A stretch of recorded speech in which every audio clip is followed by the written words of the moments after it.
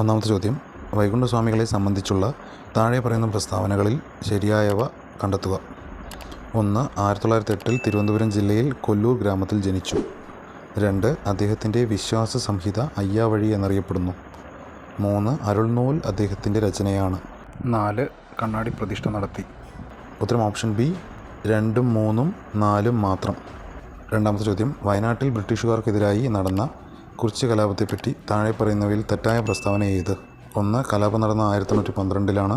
2. കലാപത്തെ അടിച്ചമർത്താൻ ബ്രിട്ടീഷുകാർ രാമനമ്പിയെയാണ് നിയോഗിച്ചത്. 3. കലാപത്തിൻ്റെ പ്രധാന നേതാവായ പാലിയത്തച്ഛനെ ബ്രിട്ടീഷുകാർ വധിച്ചു. 4. വട്ടത്തൊപ്പിക്കാരെ നാട്ടിൽ നിന്നും പുറത്താക്കുക എന്ന മുദ്രാവാക്യം കലാപകാരികളിൽ ഉയർത്തി. ഉത്തരം ഓപ്ഷൻ സി 2, 3 മാത്രം. മൂന്നാമത്തെ ചോദ്യം, 2024 സാഹിത്യത്തിനുള്ള നോബൽ സമ്മാനം ലഭിച്ച ഹാൻകാങ്ങിനെ കുറിച്ചുള്ള താഴെ കൊടുത്ത പ്രസ്താവനകളിൽ ശരിയേത്? 1. സാഹിത്യ നോബൽ ലഭിക്കുന്ന ആദ്യത്തെ ദക്ഷിണ കൊറിയൻ സ്വദേശിയാണ്.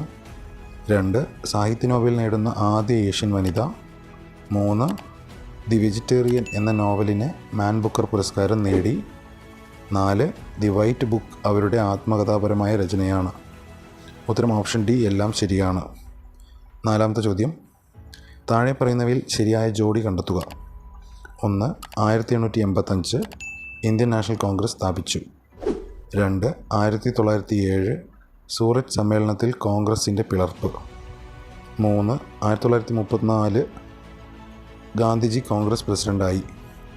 4. 1929 ഇന്ത്യൻ നാഷണൽ കോൺഗ്രസിൻ്റെ ലാഹോർ സമ്മേളനം.